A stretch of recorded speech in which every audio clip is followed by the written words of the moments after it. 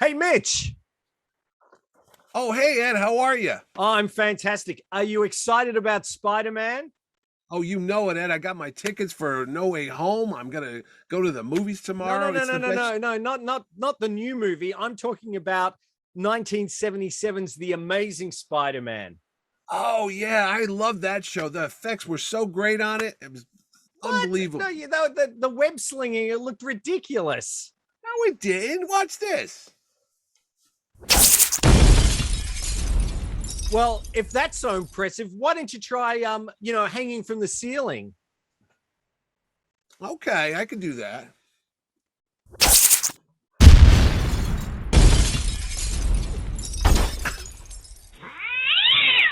Nuff said.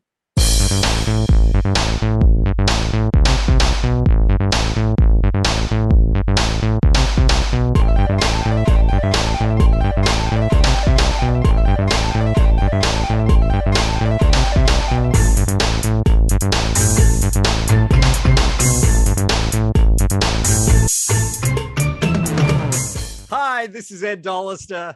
And this is Mitch Halleck. And welcome to another exciting episode of Mitch and Ed's Excellent Adventure. In fact, Mitch, did you know that this is our 50th episode? I did because you just told me that. So there you go. Happy, the big Happy 50. 50th, Ed. You don't look a day over 49. Thank you. Thank you. It's all that pig Not a placenta word I for it. inject in. But anyway, that's a whole different story. Human embryos. Welcome right? back to Mitch and Ed's Excellent Adventure. If it's your first time here, welcome. Thanks for joining us. If you're a regular and a subscriber, thanks for coming back. We really appreciate it. Hey, Mitch, if you want to find out a bit more about our show and when it comes up, what's the thing that you should do? Oh, Ed, it is simple as spinning a web any size, catching thief just like flies. All you got to do is hit the subscribe button right on the bottom, and you will know when Ed and I go on another web swinging excellent adventure like we are today. Where are we going, Ed? We're going back to 1977 to The Amazing Spider-Man, the TV series that had a bit of a spotty history. It didn't have a long run, but it ran for, like till 1979. It had 3 movies even. Yeah. It was, for some reason, it's not beloved or it's not as well remembered perhaps as some of those other earlier superhero works, but I suppose it should be well known because it is really the first time, not including the Electric Company's version of Spider-Man, but it's the first time that we've seen Spider-Man as a real live action TV live star. action show. Yeah. Yeah, you know what's weird? I remember watching this as a kid because I'm a bit older than you, and I live here in the United States of America where they showed Spider-Man on CBS, and I'm going to say it was in September of 77, if I could recall the brain cells, because I remember being a kid at school, and we all loved Spider-Man. We all read Marvel Comics, and we all were so juiced and excited because we heard there was going to be a Spider-Man TV show. The ads ran in the comic books. And it was like the buzz. There was no internet. This was pre-internet. So this was the only way you can get the buzz out there. And we all were like so excited to see Spider-Man. How were they going to do it? Because like you said, we remember the Electric Company, which was all well intended, but they really didn't have the much superhero action. You know what I mean? Well, he didn't even speak, did he? Spider-Man. He didn't even and the speak. Electric He just had Company. those word balloons. But, he had some interesting guests, like somebody would steal a W or a T, and they'd cause all type of havoc on that show, or Spider-Man would show up and help you with a number or something. But it wasn't riveting, to say the least. But this was going to be a live action 1 hour CBS show, and they had already done Hulk. They'd already done Wonder Woman. We had $6 Million Man. We had all these superhero ISIS, shows. Shazam. Shazam was on CBS. We're like, this is going to be something else. And boy, was it something else when it showed up, Ed. It was a 90-minute movie. Yeah, it was. It was I think they call it a backdoor pilot, which is, with the hopes to, create a TV series. So they did a telemovie. They actually released the telemovie outside of America in cinemas. Yeah. And I am 95% sure that is where I saw it at the cinema, at the Pick Cinemas. It ran in Australia as a movie. I looked it up. I was like, that might have been something little Ed could have seen over in Australia. It did, as a 7-year-old. And this was, obviously 77 was the time Star Wars had come out. We knew of not everyone, again, you said, like the internet wasn't around, so you had to read about these things in like Starlog magazine or Starburst or things like that. Fantastic films. Yep. Superman the movie hadn't come out yet. We knew it was being made, but it hadn't come out yet. So this Spider-Man was going to be pretty exciting. And from, what, as someone who just watched it recently, the first movie again, I really enjoyed this telling of Spider-Man, and I thought as an origin story, it worked really well. I thought Nicholas Hammond, who is probably best known at that point for playing, we have a link because he played Friedrich in The Sound of Music. So did I. 10 years later, I played Friedrich in The Sound of Music. So you know what that means? You're soon to be wearing Spider-Man's outfit because you too, Ed, will be Peter Parker. That's right. Well, I've almost got the hairstyle today, so yeah, you do. So that's kind of good. 70s do. That's right. So, I thought he had a really earnest performance as Peter Parker. He was Christopher Reeve. Now, like you just said, Superman had not come out yet. And prior to that, we only had Adam West as Batman, who kind of did it tongue in cheek. So this was the first time you saw this youthful hero alter ego, because Clark Kent wasn't there. Christopher Reeve hadn't perfected that performance yet. So yeah, Nicholas Hammond was pioneering that earnest, do-gooder type of kid who was out there trying to solve crime and work on mysteries and such like that. Yeah, that hadn't been. And I thought he absolutely nailed it. He was a little naive. He always wanted to do good. And I think that first telemovie where he started to discover his powers after being bitten by the radioactive spider, everything made sense. Apart from, I could have thought they would have seen that spider in there, but it was a pretty big spider. In the comics, it's a small spider that's up on a web, and Peter's in high school, and he goes to a science fair experiment, and the spider drops down on the web and gets zapped with radioactivity, and as it's dying, it lands on the back of Peter's hand in the classic Steve Ditko Stan Lee comic book, Amazing Fantasies 15, right here. And then he discovers his weapon. You know what's so funny? There's scenes in that pilot movie that I recognize as a comic book fan that you might now, as he's walking down the alleyway and there's a car towards him. In the comics, one of the ways he knows that he has spider powers is he's not paying attention and he walks in and a car almost hits him. And he jumps out of the way of the car and he jumps up onto a wall. And then he figures out that he can climb walls. And that scene is in the telemovie there. As a car is coming towards Peter down an alleyway, he jumps out of the way. And next thing you know, he's climbing up the side of a building, which was right. Good. He has that sort of that spidey sense, that precognition where he could sense it. And look, one thing that I think that most people remember from the TV series and the movies was the special effects of Spidey actually climbing buildings and things like that was pretty spectacular. Given that there's no CGI back then. They did use some. Now, the version that I looked at was a pretty low res version. So they did do some blue screen, or I think it was video chroma key back in the day. And to be honest, at low resolution, which it probably was on, TVs. Most TVs, we didn't have 4K TVs back then. That's right. It actually looked okay. But all the wire work that they did, where they had Peter, as you said, escaping that car, he was climbing up, was pretty spectacular. They also had the famous one where it was actually Spider-Man climbing up the Empire State Building. Yeah. Which looked, I mean, I know you knew. I know. I'm not. Look, as a 10 or 11-year-old kid, we were all damn impressed because, like you said, we never saw anything like that before. And we had Batman climbing up on a rope on the old TV show. That's right. About it. And we all knew how they did that. It was just on its side. Spoiler alert. But no, this was a real deal. And the fella's name that was the stuntman is Fred Ward. Yeah, he does all the Spider-Man stunts. It's not Nicholas Hammond. Sorry to ruin that one too. But yeah, there was one I saw where he's coming down upside down as he's crawling down. I'm like, you got to give the guy credit. I mean, the blood's probably rushing to his head. He's coming down the side of a building straight. I mean, that slips. He's going to do a head dive right into the cement. It's not going to be pretty, but no. And he kind of does it with the feet and the hand, kind of, walks up it like, It looked pretty impressive. Pretty good. Yeah. I he mean, also came up with the head camera mount that he used. So when he was climbing, and there's some great first person shots of him standing on the edge of like the building, yeah, or you can yeah. just see his hands, you know, like from a Mhm. first person point of view As he's climbing, yeah. which was great and really immersed you in what it was like to be Spider-Man, I felt. So I think they did that really well. The Yeah, it's long costume, before those cameras. What do the kids wear? The oh, the GoPros. GoPros. He kind of invented a GoPro back That's then. right. And I'll tell you what, the first pilot movie, we can go into the cast, but they did a couple things that were really cool that they kind of changed when they did it a regular series. He has the Spider-Man costume. I remember Aunt May is calling him downstairs. They lived in a beautiful house, by the way. They did. Aunt May, the comics, they didn't have much money, Peter did. And but this one, they had a dining room and they had another that he had a eating lot. area. His bedroom was huge. Yeah.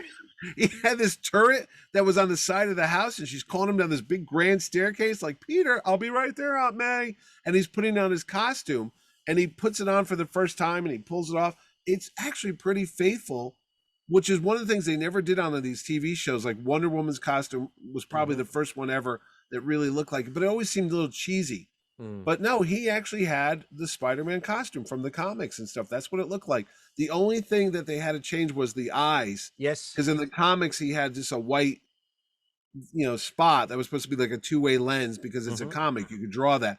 But on TV, they didn't perfect two-way eyeglasses back then, I guess. So we have these like shiny mirror eyes, and there was like little holes in them. Yeah, so that's so it wouldn't yeah. fog up when he was when the stuntman was, And they were rounder too. They were more like this than the traditional pointy cat eyes or something. The Spider. But again, this we quibble about minor things about his costume. But what I was saying is what they changed from the pilot to the show is they then added the web shooters, which Spider-Man usually wears under his outfit, and his utility belt. Yes. Which is part of his costume. They put this white belt on the outside, and it always drove me nuts watching that show. We would always sit and go, why is web shooters and utility belt on the outside of his costume? Why are you doing that to us? But who knows? Why does Indy wear his sash under his jacket under or the over coat? His jacket? Again, questions man wasn't meant to know. But anyway, back to the show. Also in the cast for the pilot episode, you might know him as I do. Larry I know Tate. where you're going. Are you talking From about Bewitched. Larry Tate? Larry Tate from Bewitched is on that show as Jonah White. Jameson. Yep. What's his real name? The David White. David White. Kind of cranky, kind of like the J.K. Simmons that we're going to see years later in the movies. But to me, it's Larry Tate from Bewitched. I couldn't get over that. He looked pretty much identical to Larry Tate from the show. Bewitched. So yeah, it's distracting. You're just like, huh, that's something too. He was a fine performance, but you know what? They also had this fella on there named Robbie Robertson, who is an Afro-American character in the comics, one of the first supporting cast members that was a black character in the Marvel comics. In the show, the pilot, he never appears on the series, but he is in the pilot episode. He's played by an actor named Haley. I can't think of it off. He was on MASH a couple times. Okay. He showed up as a guest appearance on MASH, and there was also a show called Rollout, which was like a MASH World War II Black Army Corps group, and he was on there. Oh, I can't think of his name right now. It's on the tip. We'll put it up right now. It's like Lois Lane. It's like one of those names where it's like double letter HH. But anyway, he's on as Robbie Robertson. Aunt May's in the show. I'm trying to think if they had any other characters. They had Captain Barbera, who was like a new character that was like a police chief played by Michael Pataki. Who is best known probably as being one of the Klingons in Star Trek, the original series. That's where I saw him from. I'm like, I know this guy from somewhere. Yes. There's a lot of familiar faces in when you watch a lot of 70s TV, you do see a lot of guest actors, the same ones, that pop up and everything like that. So, we forgot the bad guy in this episode is Thayer David. Now, Yes. he was the bad guy. Now, what this episode has is Spider-Man. Not only does he get his origin story where he gets bitten by the spider and he gets his powers and he becomes his costume thing. What's going on is there's these pins that these folks are wearing. They're part of some like, what would you call a cult or a self-help group or something like that. Yes. And it was a mind control type of thing. So when the bad guy would set off this sound, it would take control of their thoughts. And they had a lawyer, and I think the other fellow was a doctor, if I'm not mistaken, in the opening episode. And they sound the thing, and they go on a bank robbery, and then they crash the car, and then the bad guys come and steal the money from the wreckage.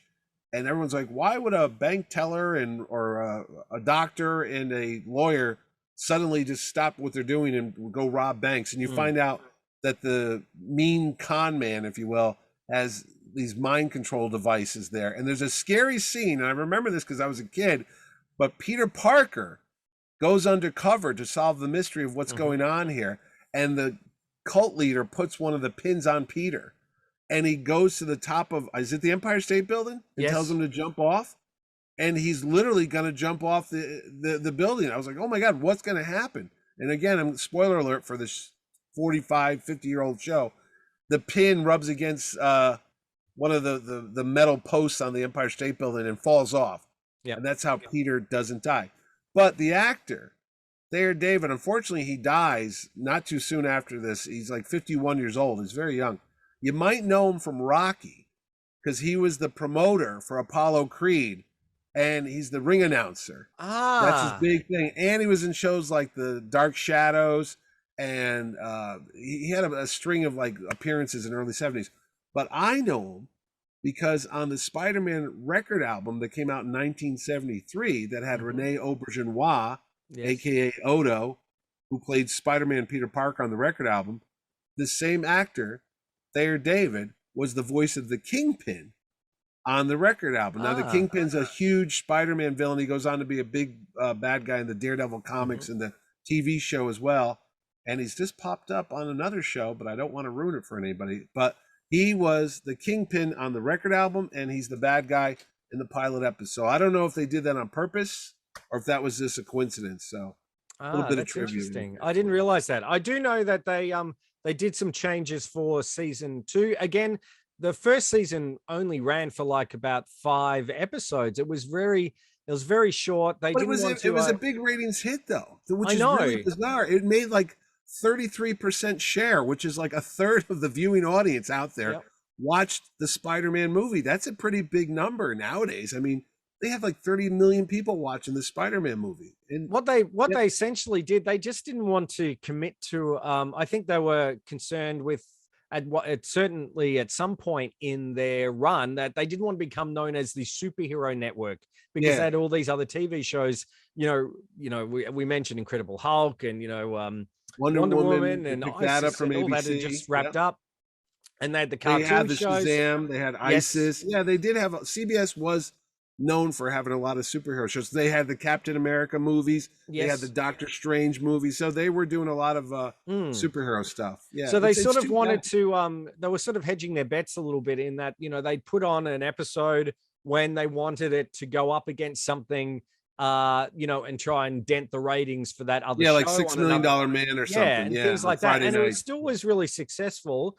But it came back for season 2, which had another bunch of episodes, but they did have some changes. So they got rid of most of the main characters. Robert F. Simons, who was the new Jonah Jameson.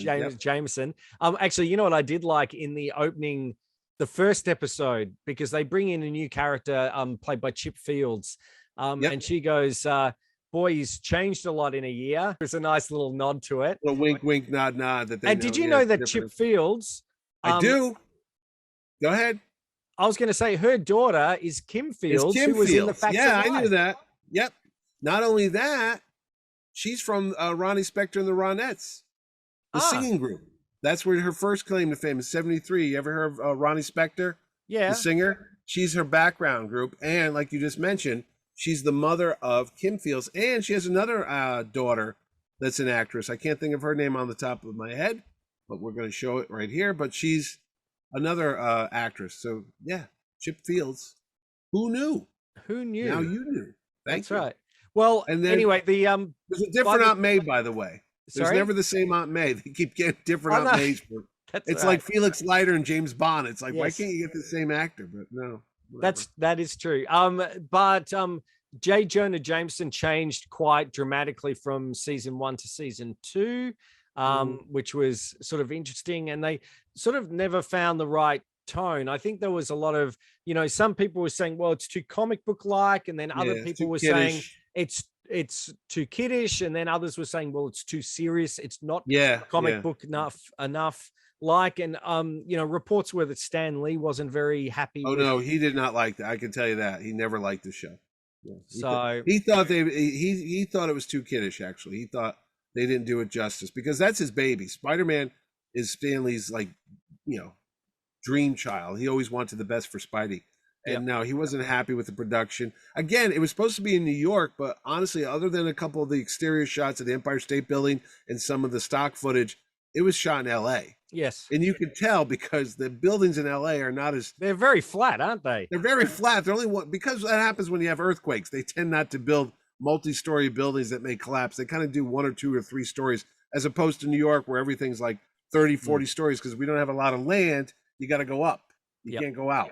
Where Los Angeles, they spread out. So that was noticeable on the show as a kid. I'm like, that's not New York. Where is this place? So there. One of the little pet peeves I had as a kid. And you know what the other thing a lot of people complain is, again, I mentioned Electric Company. He had more interesting superhero villains on the Electric Company than he did on this show because, like you said, budget reasons or whatever, they wanted to be more realistic. So they didn't have things like the Rhino or the Green Goblin or Doc Ock Mysterio or anything. or Yeah. any of that stuff. No, there was no costume supervillains on this show at all. But could It was they? just I normal mean, bank robbers or, could they you do it know, really? I mean, the well, effects. Look, the effects of the time, as we said, the climbing effects. There's some really good, though, where sequences indoors, where Spider-Man leaps onto the ceiling and then yeah. falls across. There was some really, clever effects for the time. I felt for a TV show, but how could they have done, Green Goblin hovering around or Well, no, there's that too. But then there's even sometimes you talk about effects.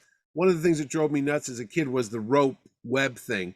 Like he'd put his hand out and you'd see like you'd hear this noise and the rope would kind of like wrap around things. But once he was, I think it's in the pilot. There's this big brute goon guy and he takes him and he throws Spider-Man off the top of a building. yeah, And you can tell it's not really Nicholas Hammond. It's kind of like a dummy in a costume. And he throws it. And as Spider-Man's falling from the building in between an alleyway, he spins a web and he makes like a big net. And it's basically a big like rope hammock. And he kind of yeah. lands in it, rolls off that. But again, little minor squibbles, I get it. But they did do some interesting stories where, again, they didn't have super villains, but they had an episode where he fights a clone of himself, which is Yes. kind of ironic because that's a huge infamous storyline in the Spider-Man comics where there's a clone of Peter Parker and years later it comes back after he thinks it's dead and they pulled a big switch on the fans. They said, oh, that Spider-Man you've been reading about for years, that's not really Spider-Man. That's the clone. The real one left years ago. So 25 years you've been reading about a clone and not the real deal. That was a big deal. So they had a clone version. Then he had one where Spider-Man's in the Wild West, which was kind of weird because they must have gone onto the back lot and filmed on a Western scene where I remember him like a gun battle, like a shootout type He of was thing. not a web slinger, a gunslinger. A gun, exactly. So it was little things like that. And then there's somebody had an atom bomb they were going to blow up in New York. That was was the first episode. that was in one of the early seasons where that's actually where they had another reporter from Florida come in to talk about Peter Parker, and that was actually the ISIS actress herself, Joanna Cassidy. Cameron. That's right, Cameron, Joanna yeah. Cassidy's from Blade Runner. So and they was thinking, oh, we could have had an ISIS. Well, no, two different universes, buddy. DC and Marvel. I know. Well, there was talk. Again, no.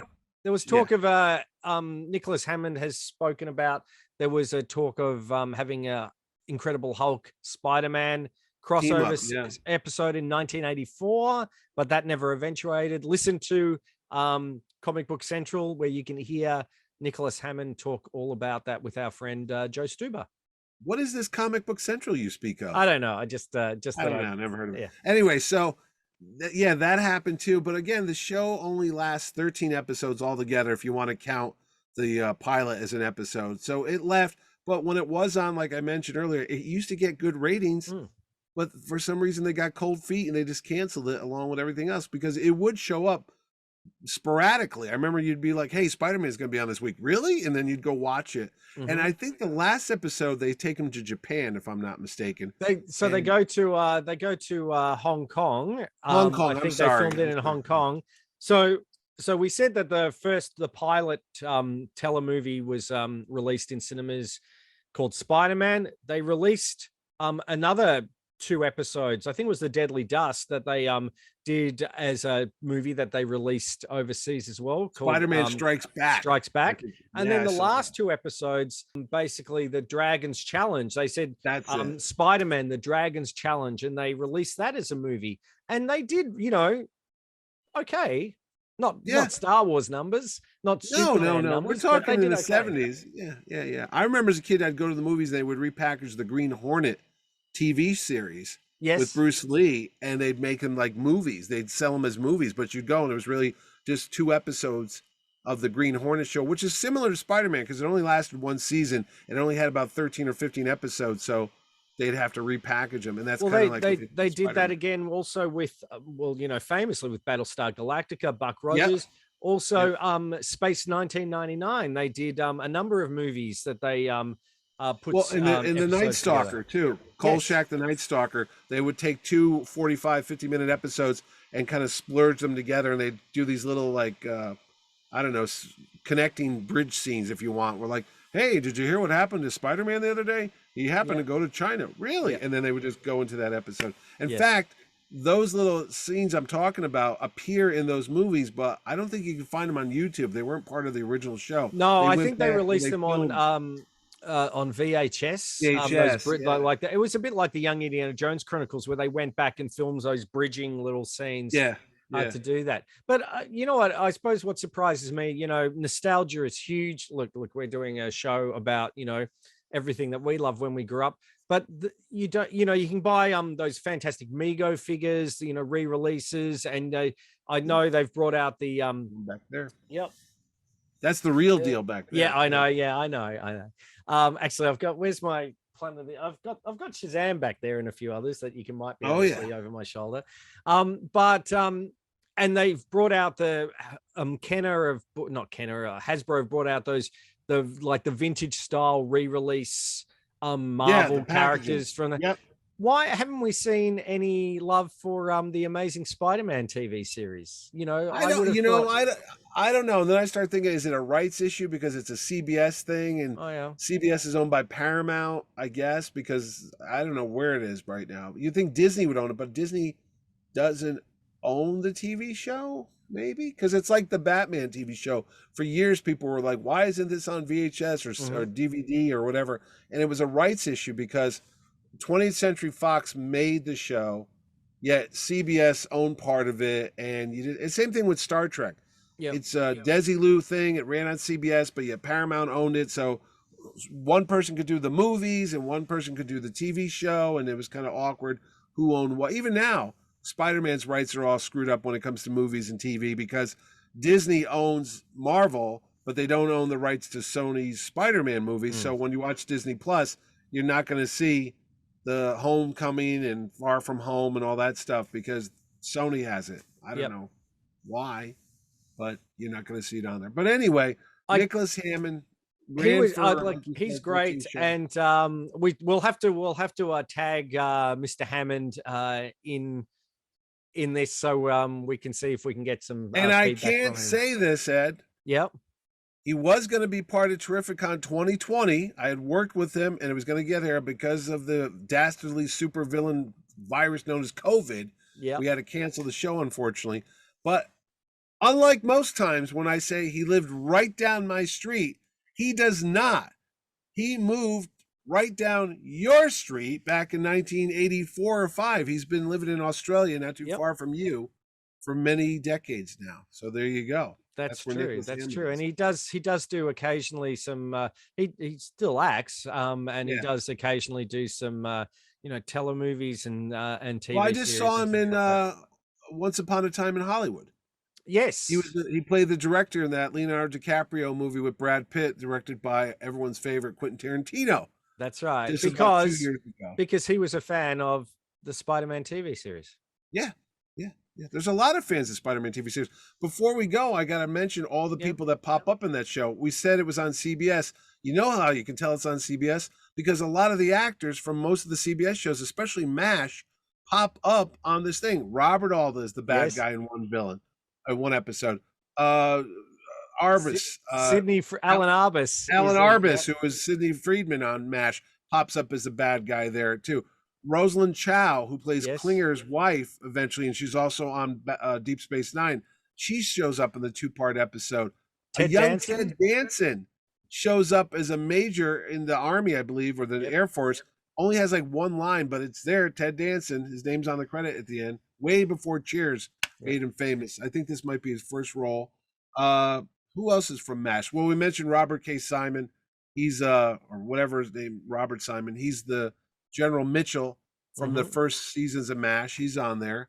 And who else from MASH is on there? Oh, I mentioned the other actor. I couldn't think of his name. He's on there. Right now, you can catch him on YouTube. There's one YouTube video that has like all of them on there. I was like 11 hours. It's 11 hours. I was fast forwarding and go, oh my God, that's every episode of the Spider-Man show. And then somebody else is on YouTube that's gone and done 35 millimeter restorations of the pilot episode, I believe. They'll show before and after, and they clean it up. So it's really kind of cool how you can see more of the costume detail, because like you said, the TVs were not the best in the 70s. So you didn't see all that detail on the Spider-Man costumes and such.